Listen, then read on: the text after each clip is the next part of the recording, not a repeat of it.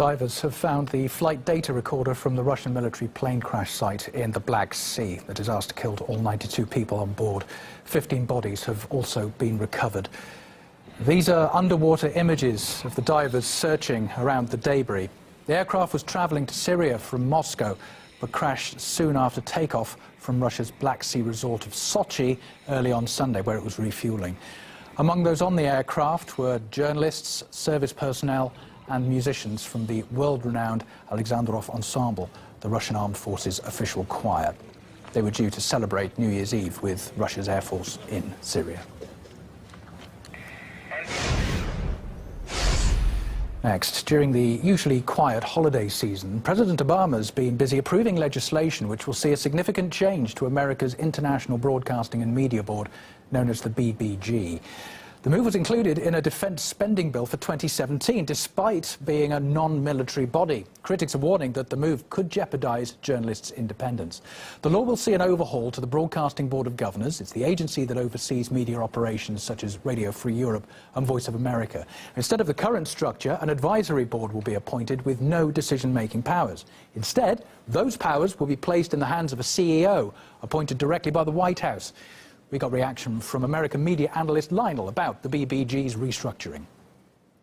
What this is, in addition to the NDAA of 2012, is to remove the prohibition against external foreign propaganda, which nobody really cared about, and it internalizes it and directs it here.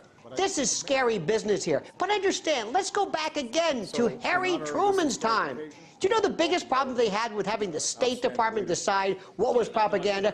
And the reason why it was absolutely verboten for there to be any kind of directed propaganda, nobody believed the State Department. They said that we're not going to have somebody in the State Department determine what is and isn't the truth. Look around the world. Countries are doing it. Remember, Europe, the UK, that's a beta test for this. You're going to see legislation. You're going to see UN charters. You're going to have all kinds of people clamoring for this. And that fear of perceived propaganda or fake news has spread to Europe. In Germany, there are concerns that its 2017 parliamentary vote will be undermined, as Peter Oliver explains. We saw it in the United States. Fake news. Fake news. Fake news. Fake news. Fake news. Fake news. Fake news. Now, fake news from Russia is being touted as the biggest threat to the 2017 Bundestag election in Germany. We are having to deal to some extent with information coming out of Russia, as well as cyber attacks originating from Russia. Coping with this is an everyday task for us. Over the last couple of months, Germany's security bigwigs have been preparing us. There is growing evidence of attempts to influence the Bundestag election in the coming year. We expect a further increase in cyber attacks in the run-up to the election. In fact, Germany is so concerned about fake news, the 2017 will see the establishment of the country's own defence centre against disinformation. Nothing at all like Orwell's Ministry of Truth. Interior Minister Thomas de Maizière wants it set up without delay.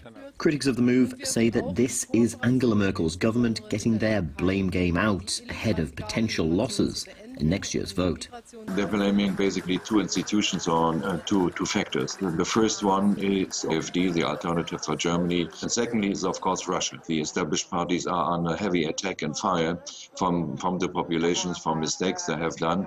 Of course they are blaming an external foe. Over 1 million refugees and migrants have come to Germany since 2015.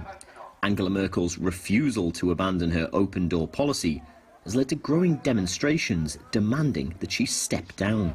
And as concerns over terrorism, which became ever more real last week after the attack on a Christmas market which killed 12, her government's ability to keep people safe is coming into question.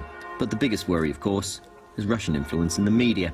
While some within Angela Merkel's party continue to fixate on so-called fake news or Russian propaganda, those that sit in the Bundestag after next year's general election will have been those politicians that listened to the concerns of the German people.